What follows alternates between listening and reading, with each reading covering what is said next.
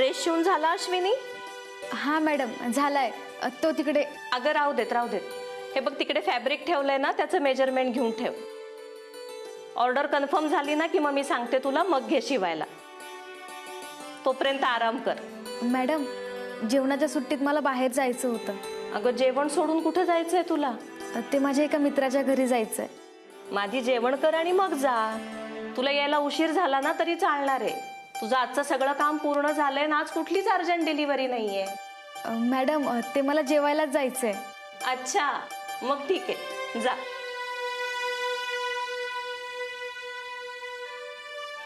बाईंना सांगितलं तर आहे येते म्हणून, पण असं अचानक कशाला बोलवलं असेल? तेही फोटोग्राफर नसताना. जाऊ की नको? पण आता बाईंनी स्वतः फोन करून बोलवलंय तर न जाणंही बरं दिसणार नाही. काय करू?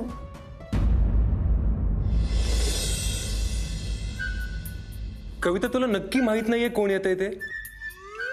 मला कसं माहित असणार? आणि मला माहित असतं कोण येणार आहे तर एवढा विचार कशाला करत बसले असते? हा, ते आहेच. कविता, आईने तन्वीला बोलवलं नसेल ना? तन्वी? हा, तिला बोलवलं तरी आता ती नाही येणार. मग कोण येत असेल? के? आई त्याला नाही बोलवणार. अगं मग येतंय कोण नक्की? मला कसं माहित रे मंदार? तर ह्या आई पण ना सगळं अर्धवट सांगतात. कोण येणार आहे देव जाणे.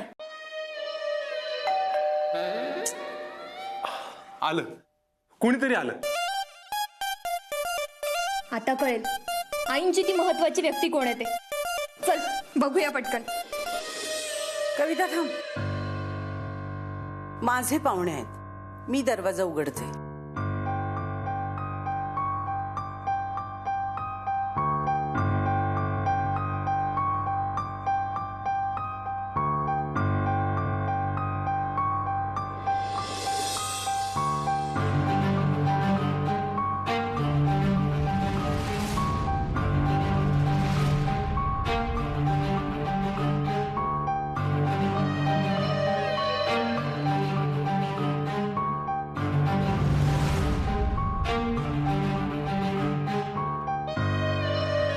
वेळेत आलीस. ये.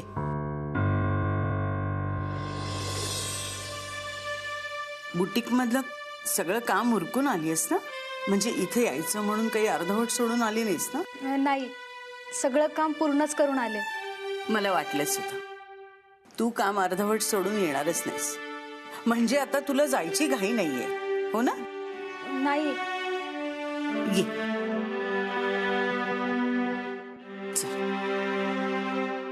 हिला कसं काय बोलवलं इथे? अगं ठीक आहे ना कविता.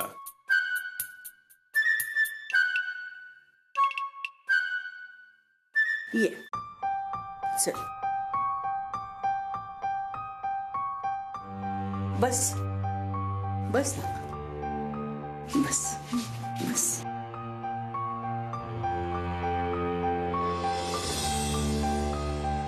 अगं घे ना पाणी पी.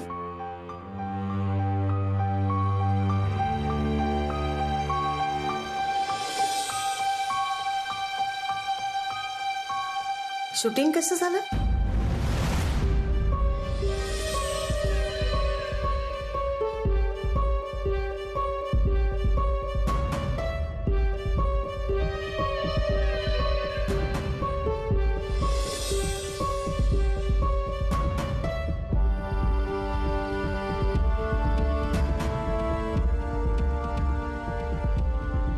फोटोग्राफरची खरंच काही चूक नव्हती त्यात.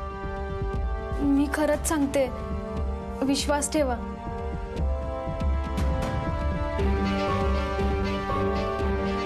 तिची तोंडी परीक्षा घ्यायला बोलवलं इथे. थांब जरा. अगं घाबरतेस काय? मी असंच विचारलं. पाहिलं, सहज विचारलंय आईनी. म्हणजे बुटीक बद्दल विचारून झालं ना, मग काय विचारायचं? म्हणून शूटिंग बद्दल विचारलं. जाऊ दे, आपण नकोच बोलूया त्या विषयावर. नाही नाही, माझ्या लक्षातच नाही आलं तुम्ही सहज विचारताय ते. अगं होतं असं कधी कधी, होतात गैरसमज. माझा नाही का तुझ्याबद्दल गैरसमज झाला होता आणि आता तुझा झाला. बरं ते सगळं जाऊ दे. तू तन्वीला भेटायला गेली होतीस का?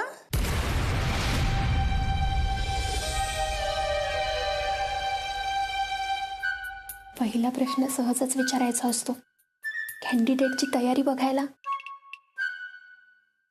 धमन्यांमध्ये शिक्षकी रक्त वाहते, असंच नाही सोडणार तिला. असे प्रश्न विचारांना तिला खडसावून सगळं खरं खरं सांगितलं पाहिजे. अश्विनी, तू मला सगळं खरं खरं सांगायला हवं असं काही नाहीये. हा,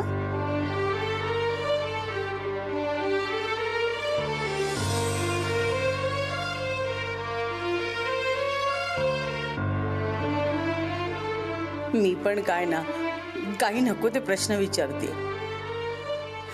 तुला वाटेल की बाईनी मला इथे जेवायला बोलवलंय आणि प्रश्नांची सरबत्ती लावलीये, हो ना? नाही नाही, असं काहीच नाहीये. मग सांगतेस ना, शुभंकर बरोबर तू तन्वीला भेटायला गेली होतीस ना?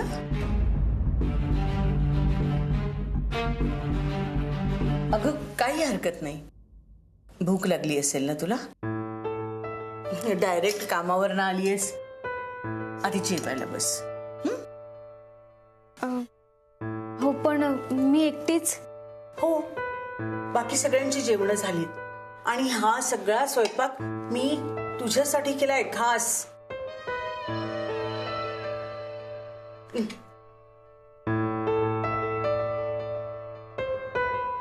पोटभर जेव. हा, व्यवस्थित जेव. तुम्ही पण जेवून घ्या ना. अगं मी नंतर बसते, तू जेवायला सुरुवात कर ना. आणि आपलंच घर समज. तू कुणी काही परखी नाहीयेस, काही बाळची मैत्रीण आहेस. तन्वी कशी वाटली तुला? नाही, बाळची मैत्रीण आहेस ना म्हणून विचारते. चांगली आहे ना मुलगी? हो. हेच उत्तर अपेक्षित होतं तुझ्याकडून. आईंना शुभंकरचं लग्न तन्वीशी लावायचं आहे की नाही हे कळतच नाहीये. श्रीखंडवाडीचीच विसरले तुला. ठीक आहे, खास तुझ्यासाठी केलंय आहे मी घरी.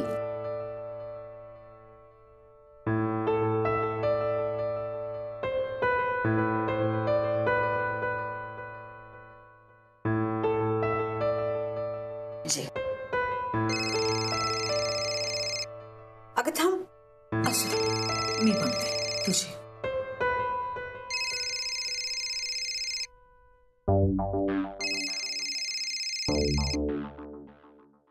काय ग आशू, कशाला सतत फोन करत होतीस? हॅलो हॅलो, कोण बोलताय? मी बोलतेय. हा, शरू? हो, शारदा वसंत नगरकर. नंबर बरोबर लागलाय ना? हो हो हो, अश्विनीचाच फोन आहे, पण मी उचललाय. अश्विनी जरा जेवतीये ना. अगं अश्विनी, हे काय, श्रीखंड संपलं तुझ्या वाटीतलं. थांब घे बघू. अगं लाजतेस काय, घे ना. खास तुझ्यासाठी केलंय मी हे श्रीखंड. नको नको, आहे ना यात. एक मिनिट. आशू तुझ्या सोबत आहे? हो, आज मी तिला आमच्या घरी जेवायला बोलवले. का? अगं का म्हणजे काय, ती आमच्या बाळची मैत्रीण आहे ना. इतके दिवस मी तिला ओरडत होते, पण म्हटलं आज हक्काने तिला घरी जेवायला बोलवावं, म्हणून मी बाळच्या मैत्रिणीला घरी हक्काने जेवायला बोलवलं. आणि आता जे बोलवलंय ना ते मैत्रीण म्हणूनच बोलवलंय. चल मी ठेवते. अश्विनी जेवायला बसली ना, तिच्याकडे लक्ष द्यायला हवं ना. अगं ही तुझी पम्मी दीदी.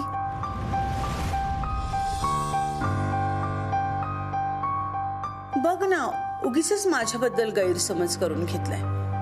मी इतकी वाईट आहे का ग? नाही नाही, तुम्ही खूप चांगले आहात. जेव ना, घे.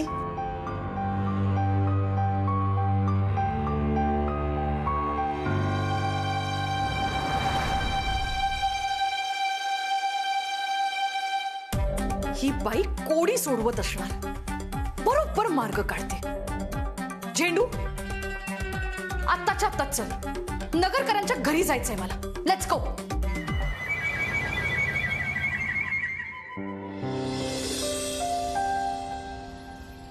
जेवण कसं वाटलं? खूप छान होतं. आवडलं ना तुला? हा बाई, तुम्ही पण या ना एखाद्या दिवशी आमच्या घरी जेवायला. हो, येईन ना. आई कालच बोलत होती फोटोग्राफरला शुभंकर आणि तन्वीला आपल्या घरी जेवायला बोलव म्हणून. बोलवा ना, येतील ना दोघं. आणि दोघंच कशाला, आम्ही सुद्धा सगळेजण येऊ. आणि तसंही मला तुझ्या आईच्या हातचा भाकरी चुरा खायचाच आहे. खूप छान करतात ना त्या, ऐकलंय मी. बरं, तू व्यवस्थित जाशील ना? नाही, उशीर झालाय म्हणून विचारते. का मंदारला सांगू तुला सोडायला? नाही नाही नको, मी जाईन. तुम्ही मला जेवायला बोलवलं हेच खूप आहे माझ्यासाठी. तुम्हाला अजून त्रास नको. अगं त्रास कसला त्यात? त्या दिवशी बाळ नाही का तुमच्या घरी आला होता भाकरी चुरा खायला? आणि त्या दिवशी तर तो तिथे राहायलाही होता. मग तुम्हाला सुद्धा त्रास झाला असेल ना? आणि तुमच्या दोघांची मैत्री आहे म्हटल्यानंतर घरच्यांनी एवढं तरी करायलाच हवं, हो की नाही? बाळ आला की त्याला भेटायला ये हं नक्की. चालेल ना? हो चालेल ना. अगं तुझ्यासारखी एवढी छान मैत्रीण असताना मी तुम्हा दोघांना भेटण्यासाठी का थांबू? अशीच नेहमी हसत राहा.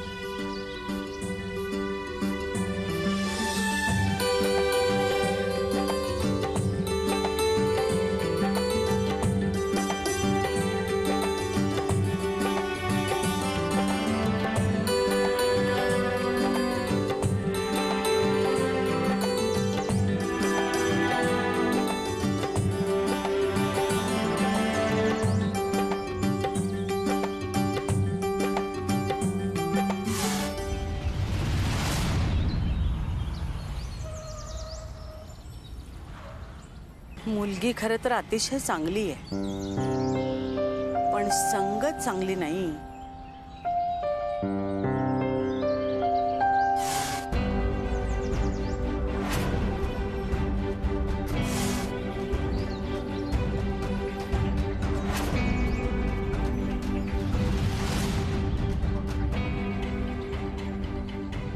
आशू कुठे? आशू गेली. आशू गेली का मी येणार हे तुला माहित होतं म्हणून तू तिला पाठवून दिलंस? तुम्ही इथे येणार आहात हे मला कुठे माहिती होतं? पण आशू मात्र इथून छान पाहुणचार करून गेली. हा, मी स्वतः श्रीखंड केलं होतं माझ्या हाताने तिच्यासाठी. पोटभर खाल्लं मुलीने. खरं तर तुमचाही पाहुणचार केला असता, पण श्रीखंड संपलंय. भांडी आहेत खरकटी.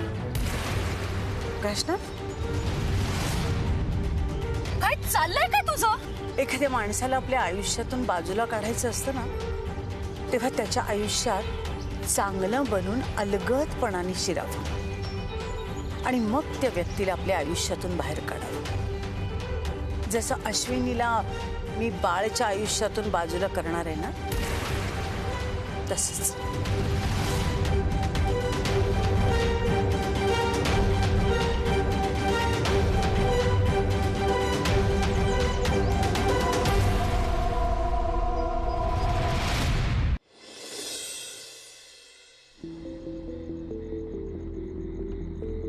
मम्मी दी, कुठे जातोय आपण?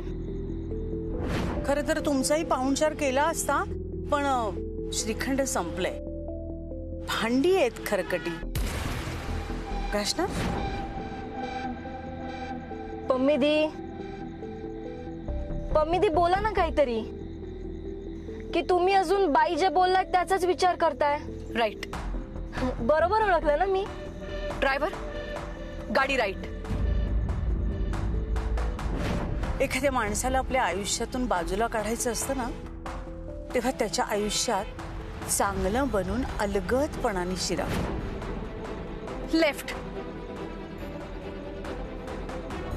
जसं अश्विनीला मी बाळच्या आयुष्यातून बाजूला करणार आहे ना, तसंच.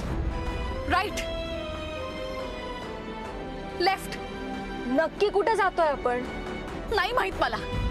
मी सांगू, आपण पहिले जेवायला जाऊया, कारण आपण जेवलोच नाही अजून. भूक नाहीये मला, आणि या जेवणानेच ना घात केलाय.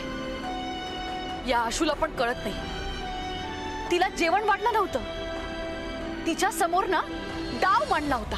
हा, सापशिडीचा डाव. तुम्ही आता 100व्या घरात जाणार असं वाटत असतानाच सापाने तुम्हाला गिळून खाली आणलं, आणि बाई डायरेक्ट शिडी चढून वर. या शुभूच्या मम्मीला ना त्या शिडी सकटच कसं खाली खेचायचं याचा विचार केला पाहिजे. ती आशूला आपल्या बाजूला वळवण्यासाठी काही करू शकते, आणि म्हणूनच तिने ना शुभूला पुण्याला पाठवलं असणार, आणि याचीच संधी साधून तिने आशूला घरी बोलवलं असणार. झेंडू, मला काहीतरी करावं लागणार आहे, आणि तेही लवकर. हो, अश्विनी आणि त्यांच्यात काय बोलणं झालंय हे आपल्याला कळायला हवं, मग आपल्याला ठरवता येईल ना. OMG, nice idea. चल, आशूला जाऊन भेटूया. पण पम्मी दी, त्याआधी काहीतरी खाऊन घेऊया ना. मला खूप भूक लागलीये, पोटाची आतडी तटा तुटायला लागलीयत आता. झेंडू, थोडा वेळ कळसूस. आता ना मला तहान भूक काही दिसत नाही, दिसतंय ते फक्त आशूचं घर. ड्रायव्हर, चला पाथर्डी.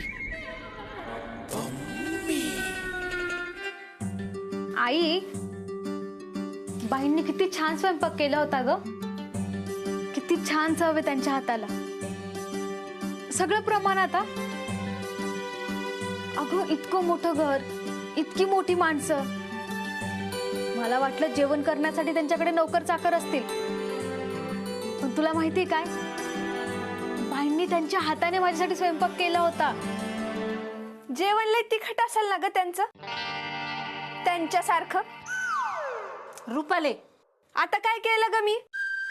फक्त जेवण किती तिखट आहे तेवढंच विचारलं. पाहिलं कसं बोललीस ते. त्यांना बोलतीस आणि तुझ्या बोलण्यातला तिखटपणा दिसतो, त्याचं काय? जो माणूस जसा आहे ना त्याच्याशी तसंच वागावं. शुभंकरच्या आईला मी कधी गोड बोलताना पाहिलंच नाहीये. काही गोडाधोडाचं तरी केलं होतं का नाही? हो, मग श्रीखंड बनवलं होतं, ते पण त्यांच्या हाताने. काय सांगतेस? मग तसं बोलता येत नाही का गोड? तसं नाहीये ग तायडे. अगं बाई, वागायला आणि बोलायला खूप चांगल्या आहेत. अगं, ते मागच्याच आपल्याकडे आल्या होत्या ना, तेव्हा त्यांचा गैरसमज झाला होता, म्हणून तर रागाच्या भरात बोलून गेल्या. आता त्यांचा राग गेलाय आणि गैरसमज पण दूर झालाय. अच्छा, म्हणून प्रेम तू चाललंय का? आशू, ही बाई चांगली नाही बर का, अतिशहाणी वाटते. रुपाले, अगं असं म्हणतात का? वयाने मोठ्या आहेत त्या, आणि मनाने पण, आणि शिक्षिका आहेत ग त्या. खूप शिकल्यात ना, म्हणूनच म्हणले अतिशहाणे वाटते. रुपाले, अगं तोंड दिलंय म्हणून बोलतच सुटायचं का? तुझ्या जिभेला काही हाड? माझ्या जिभेच्या हाडाचं सोड, पण आशूच्या जिभेवरनं ना बाईंच्या हाताची चव लवकर उतरणारच नाही. बाईंनी काहीतरी कालवलंय जेवणात, म्हणून तर ही सारखं त्यांचं गुणगान गातीये. तायडे, तू त्यांच्याबद्दल गैरसमज करून घेते. अगं, तेवढ्या मोठ्या शिक्षिका असून माझा एवढा मानाने पाहुणचार केला. मला काय हवं नको ते बघितलं. अजून किती वेळ हा कौतुक सोहळा चालणार आहे? समोरचं काम करा आधी. करणारच आहे. रात्रीचं जेवण नाही दिलं का शुभंकरच्या आईने तुला? तुझं अजून सुरूच आहे का? ते समोरचं आवरून घ्या आधी. आपल्याला नाही देणार आहे कुणी जेवण, ना कुणी जेवायला बोलवणार आहे. आपण काय आपली साधी गरीब माणसं, आपल्या हाताने बनवायचं आणि आपणच खायचं. काय करावं बाई ह्या पोरीचं? आशू, तू नको तिच्याकडे लक्ष देऊ. मला सांग, तू तिकडे गेली होती हे प्रमिलेला फोन करून सांगितलं का? अगं, मी केलं होतं तिला फोन, पण तिने उचललाच नाही. पण जेव्हा मी नगरकर बाईंच्या घरात जेवण करत होते ना, तेव्हा तिचा फोन आला होता. मग बाईंनीच उचलला आणि सांगितलं तिला. अगं, पण असं कसं? स्वतःहून फोन करून सांगायला पाहिजे ना. तू ना एक काम कर, प्रमिलेला फोन कर बरं आता. हा, करते.